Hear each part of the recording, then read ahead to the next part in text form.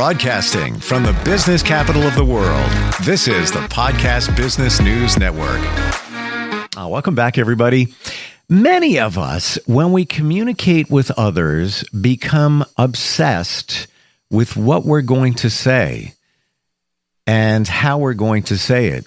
And it's all good, except one of the most important things you can do in a communication situation is listen. Many of us don't. Many of us don't know how. Many of us are thinking about what we're going to say before the person finishes up their thought. We're going to unravel all of this today, and that is with somebody that brings a lot of insight to it. She is a storytelling coach. She spent many years, and still does, crafting people's communication. She's also a screenwriting coach and has decades of experience in all of this. And she's back with us. Michelle Cutler's on the program. How are you doing today? I'm good, Steve, and I'm listening to you. I'm quietly here listening to you, and it's enjoyable. And likewise. And am I right in saying that a lot of us are thinking about what we're going to say before the person is even done delivering whatever they needed to say? I think so. I think you can definitely feel it in a conversation. I think we notice it a lot. Let's say in acting, let's say you're watching a show or a play or something, and you can tell when the actor is waiting for the other actor to finish their line so that they can say their line. Mm-hmm. And that's, I guess you would consider sort of amateur acting or performing. But when we're in a real life situation, the exact same thing can happen, especially if we're excited or we're nervous or, need to sell ourselves or need to sell something we're doing. And so what I've learned really from working with you on these podcasts is that there's sort of a rhythm to what you're going to say, what I'm going to say, with enough time to actually take it in before moving on to multiple ideas. So like in this case, you asked me a question, I'm rambling a little bit to just get warmed up, but I'm definitely thinking now about what we're going to talk about. I've found that many of us are thinking about what we're going to say before the other person is finished because of confidence, a lack thereof, where we want to make sure we say it right. We worry about it. But many times, if we just do our thing and just engage in a natural conversation, we've got it. We can flow. We've got everything we need. I think we overthink it. I think that's what's really going on. We have that lack of confidence. So I got to make sure I know what I'm going to say when they're done because I don't want to be caught not knowing what to say. Right, exactly. And also, a good speaker, let's say a good communicator, allows space for someone to respond. Mm. So, for example, let's say this is just a functional example. Let's say you're a party of 5 at a restaurant, and the server or waiter comes up to take your order. And you go around the table and you give the order and they write it down. And then just as they're leaving, someone says, "Oh, but wait, I would like this on the side. And then I would like a glass of water with that. And and all of these other things come up." And you don't let the person actually execute or process like that first round of information. And then it just becomes this sort of spillover. And what are they going to respond to? The glass of water, right? The last thing said, rather than sort of the most important thing. So when you and I are speaking with each other, we're not in the same room, right? So we're really dependent on our verbal, you're not looking at me, I'm not looking at you. Yep. Our verbal cues, right? So I want to hear what you have to say. If in the middle of you speaking, I'm thinking, ooh, I want to tell him this. And then a little bit later, I'm like, ooh, I want to tell him that. By the time it's my turn, I've almost forgotten what I had to say, Yeah. But our function here together, our roles are, as you're saying, to communicate with each other so that other people can gain some some insight into the quote art of it. But yeah, there's definitely a skill to listening, being able, a word we used a lot last week, this idea of pivoting or like in-game adjustments, so that when the tables turn or something changes or shifts, that you're really present in the moment and ready to respond to that shift rather than sticking to a script that you may have prepared in your mind ahead of time. You said something I haven't heard in a long time, and I really feel it's very impactful, and we should not forget it. People remember the last thing you said. Yep. Like I remember what you just said. But it's true. Yeah, exactly. Yeah. I mean, maybe that's why when you think about, signing off on an email or even signing off on a phone call, or even when you say goodnight to somebody, how nice is it to say, I love you, or I hope you're well, or sincerely, best wishes, right? Just that last sign off, the last words you may speak with somebody, the last thing you share is so important. It's a feeling as well, because I've often heard and thought it that many times people may not remember what you said, but they are going to remember how you made them feel. So to your point, when somebody says, I love you, yeah, okay, there are 3 words, but there's meaning, there's intent, there's feeling that comes from that. What do you think about pausing when needed? And I'm not trying to pause here. By the way, we're on a Zoom and there is a slight pause, delay, if you will, but I've found the power of the pause is so important, and especially going back to when you're thinking of what you're going to say while the other person is talking, and we get caught up in that. But when they're done, you don't have to rush and say something right away. You take a second. Sometimes you're doing justice and a favor to the other person because they have a second to react and think. And a lot of times we think that pause is hours long when it's really only maybe a quarter of a second. Yeah. And it's also that little processing moment where you can really just process what was said and how it relates to you. Like I just did a Zoom with someone, to the point of, again, like something we were talking about last week, this idea of sort of going out and getting new business, or creating a new market for yourself, or rebranding yourself in this sort of shifting time of sort of careers and job market. Mm-hmm. And I was on a Zoom with someone earlier today who I've known for years. We've worked together in different capacity for years. And he's, now the head of a company where, let's say when we first started, he was, a coordinator, and now he's like a director, managing director. And so we were talking about some of the things that I'm doing, which are different than what I used to do before. And in the conversation, I realized, yes, I'm on this call, and we both know it. I'm on the call because I'm going to pitch him, basically, what it is I do. However, just going straight into a pitch is not the most congenial or necessarily even effective way to create new business relationships. Because ultimately the word there is relationship. That's so important, right? So in that conversation, I really was as excited as I was to kind of share with him, these new things I've been working on. I felt that it was really important for me to hear what his company is doing now. Like, what is it? A lot of things have shifted in many industries. And so taking the time to listen to what they're doing, like perhaps what I have to offer in that moment might change. I might change my pitch a little bit once I hear some of the things that they need that I didn't even know they needed.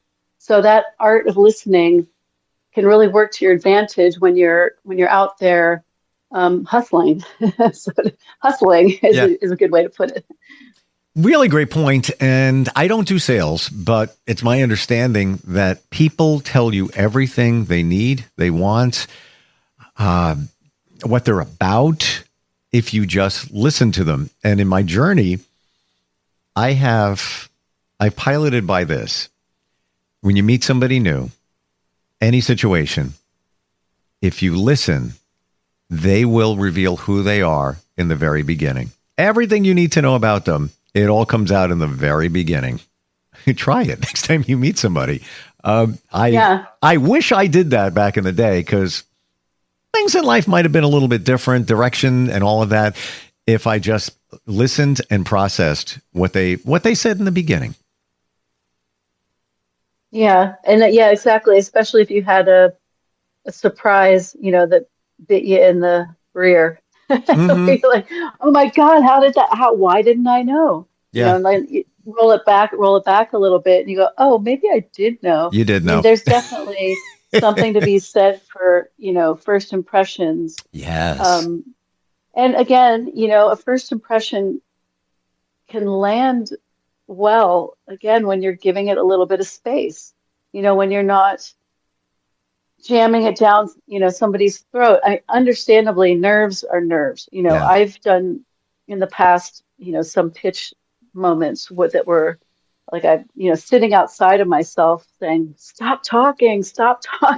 Like, and I just couldn't. I was so nervous, or Mm. needing to prove something. And as uncomfortable as it is actually to slow down, like I'm doing right now, to slow down and almost be quieter. It's actually really uncomfortable to do, but the result might actually be way more profound. 100%. And I get what you're saying. And I think it goes back before. We used to say in broadcast that pause, or that dead air, if you will, you could drive a Mack truck through it. It's so wide, but it's really not. In your mind, you think it is. And thank you for being transparent, Michelle, about the nerves and all of that, because it's so real and so relatable. We all do it. You're talking to somebody new, or it's a pitch or whatever it is, and you just want to give them everything and deliver it and make sure you made the mark and hit every point. But now it's almost as if you came out with best analogy here I can think of, the machine gun, and you're like, brrr, like throwing everything out there all at once, when you just needed to laser something right there, or just say, Mm-hmm. how can I help you? And just listen. Yeah. And just listen. Yeah, exactly. I'm doing a webinar on Tuesday, which if you on my website, I have a little banner announcement of this webinar I'm doing about adapting memoirs and true stories to screenplays. It's free. It's an hour long. It's on Tuesday from 1 to 2 Eastern Standard Time. And on my website, there's the link to it. But it's a subject that I can really talk for hours about. Like, I am always excited to talk about adapting true stories to screenplays. I have lots of references. I have lots of experience. It's something I feel really passionately about. But we have 1 hour, and it's a Q&A. So a big thing for me, or something I'm working on in my communication as a storyteller or as a coach or as pitching like a producer, is allowing for, instead of wanting to show, look at how much I know about this subject, it's like choosing two or three topics within that I can go into with more depth. Like I had a blog post, a guest blog post published a couple weeks ago, and one today. And the first thing that the editor came back to me with on my first draft was, I love you have so much in here. I agree with all of it, but I prefer depth over breadth. So that, yes, you can share 10 things with me and they all sound, informative and informed, but how about just giving me 2? And it was much better. Honestly, it was a better piece. I enjoyed going into the depth of 1 or 2 things. But it takes some discipline. It takes discipline. It takes confidence to hold. Actually, restraint requires some confidence. I want to seriously, briefly talk about what you just said, how you can take most any story and turn it into a screenplay. I knew you did screenplays. I know you coach on them. You've been working in that arena for many years. I never thought of that. It's pretty much any story done right can be translated into a screenplay. I could say that some element of any story could be, so that what they call like the cradle to grave story, which also is something you would talk about in autobiography or biography, life writing. This idea that the story begins with birth and it ends with death it's pretty sweeping. That's a sweeping epic narrative. But let's say within that, there's a crucible moment that can really represent whatever that life journey was about, or that internal journey can be dramatized in a more contained space, or in liminal space. So an example I've been using for this workshop in the webinars, Cheryl Strayed wrote an essay in a book called Wild, or the essay was called The Love of My Life, and the book was Wild. And then Reese Witherspoon, produced it and starred in it as a film. And the book is a long book. It's 330 some pages, and a lot of it is the internal experience, transformation Cheryl Strayed has while she's hiking the Pacific Crest Trail. But you can't do that in a 115-minute movie, right? And so you have the action of her hiking the trail, but meanwhile, there's this whole internal, grieving process that she's going through. So they do that through flashbacks. They do it with voiceover. And there are a few moments where her inner experience is being expressed through the obstacles she faces on the trail. So the hike becomes like a container. It's not just plot. It's an expression of her inner journey. So you can take any story and find some angle or aspect. You can even take a 3-minute event and extend it to an hour and 20 minutes if you can really get into the detail, the granular detail, and find the drama there. I'm trying to remember the name of the movie. I saw it a couple of months ago. I think it was Mark Wahlberg was in the movie, and I think it was Flight Risk, and the entire movie took place on a small Cessna.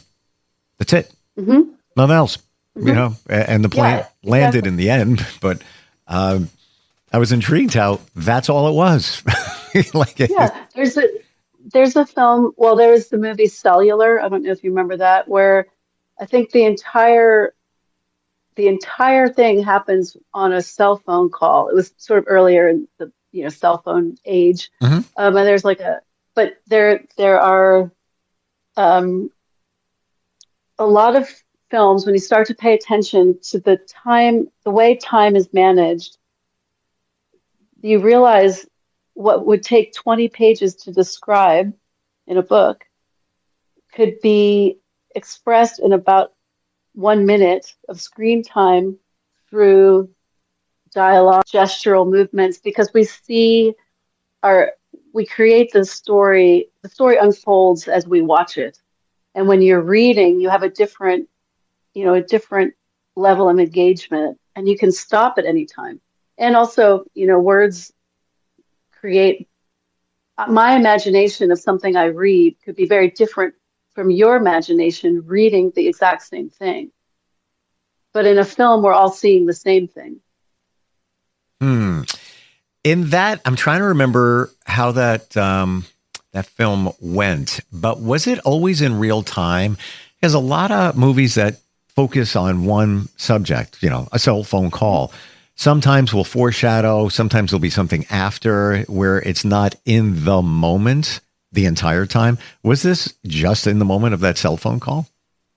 I remember, I think it was either phone booth or cellular. There were a series of films that came out where I think it was Colin Farrell was just, I can't get off the phone or else someone's gonna die. Now it's coming back. That, right? There's a kidnapping or something. And honestly, I haven't seen this movie in years and years and years, but it's still Yes. I still remember it simply for this, again, this compression, because then you can watch another movie like Remains of the Day or something that takes place over, years. And there's time is a really interesting, and, this goes again, sort of goes back to this idea of what listening is, or the pause, because if I pause, you're waiting for me to continue. And I therefore am in a way controlling time.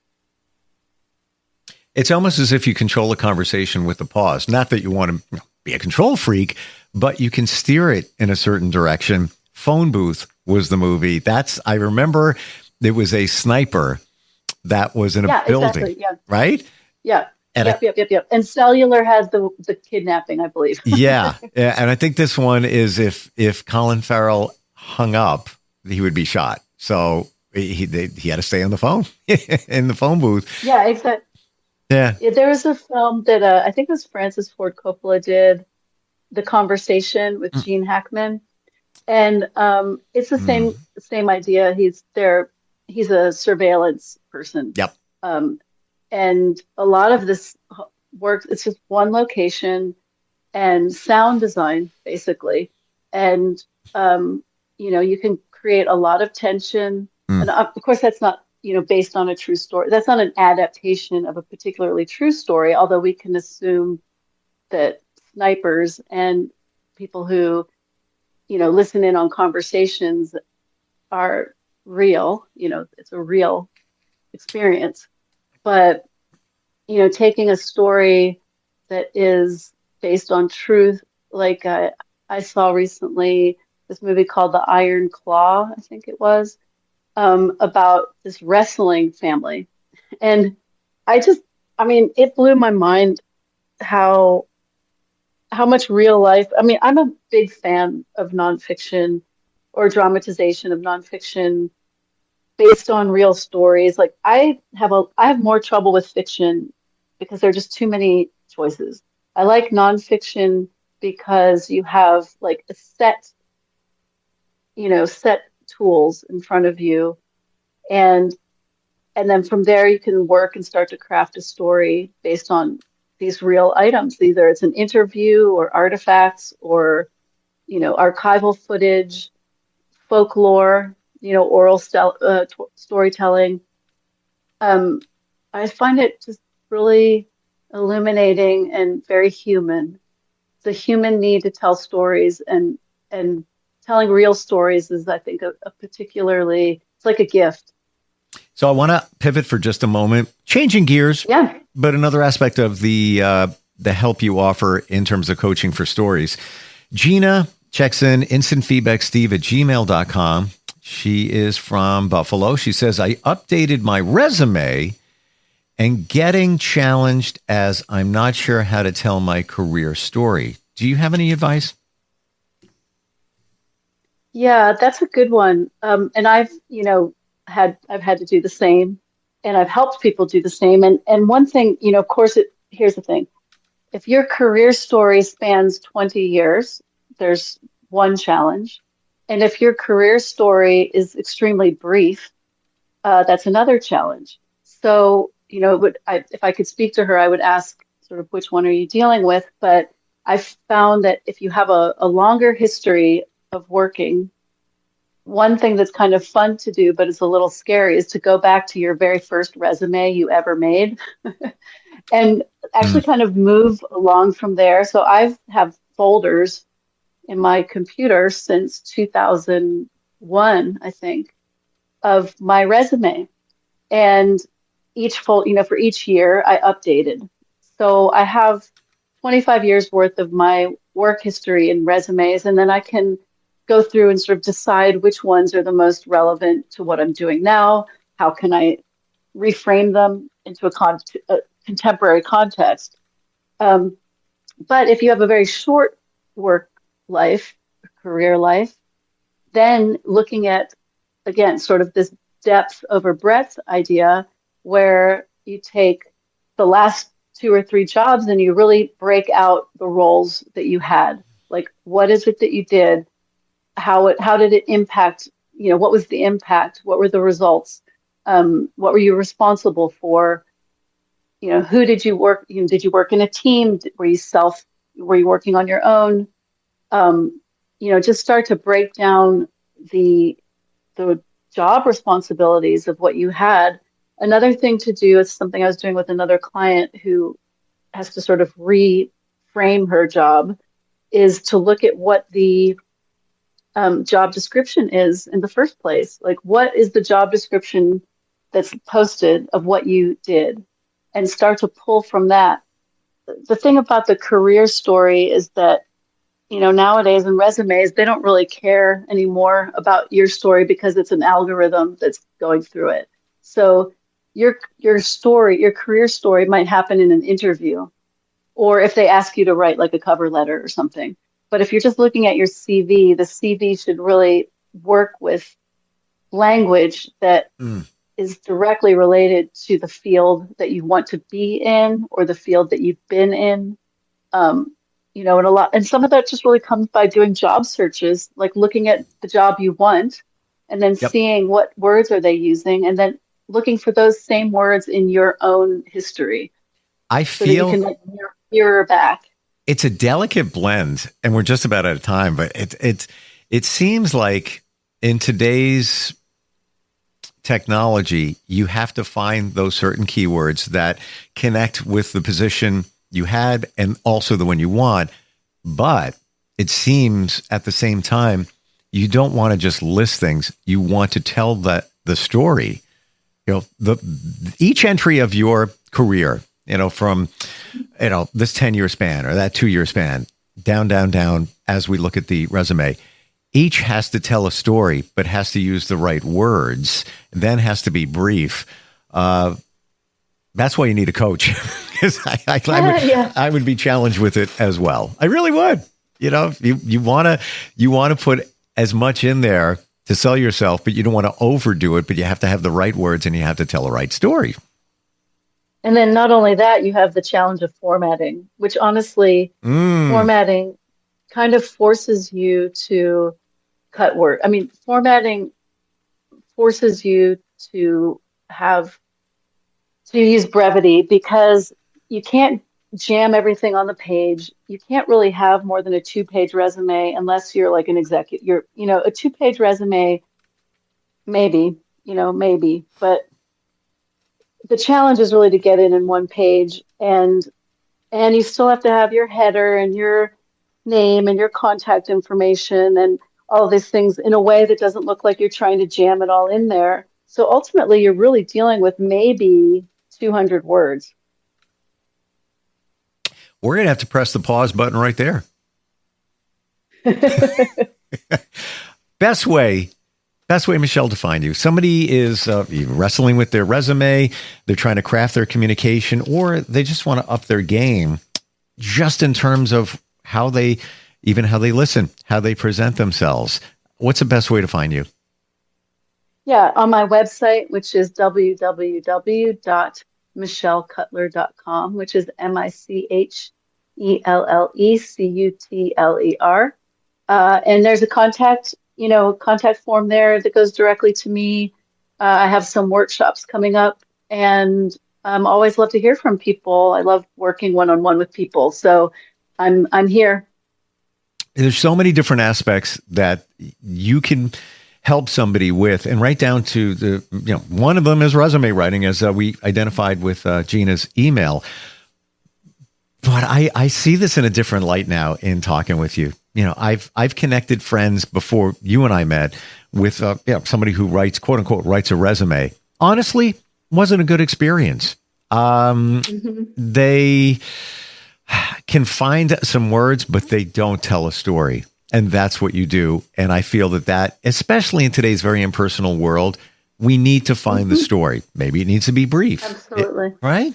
It's been wonderful talking with you, these last couple of months on all of this.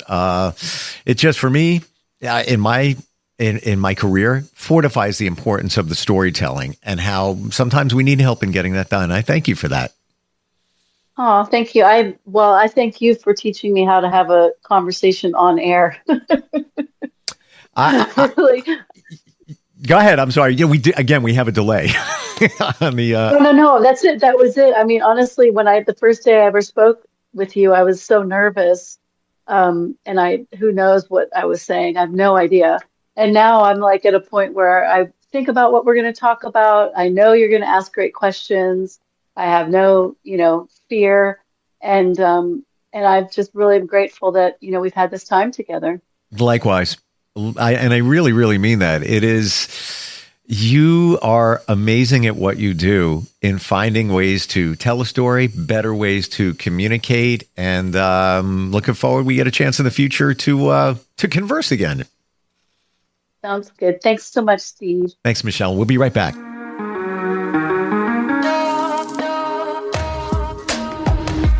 Broadcasting from the business capital of the world, this is the Podcast Business News Network. Hi, this is Terry Crews, actor, former football player, game show host, father of 5, and all-around big dude. I'm also an expert on drama. I know all kinds of drama. There's the good kind that comes with having a house full of kids. There's the bad kind like season-ending injuries. There's the necessary kind like having an agent in Hollywood. And there's silly drama like the drama around my percolating pectorals. And then there's the drama you can skip. Skip the drama that comes with not having your high school diploma or equivalency. Find free adult education classes near you and finish your high school diploma. Visit finishyourdiploma.org. Or text diploma to 97779. Message and data rates may apply. Reply STOP to opt out. That's diploma to 97779. And leave the drama to actors like me. Brought to you by the Dollar General Literacy Foundation and the Ad Council.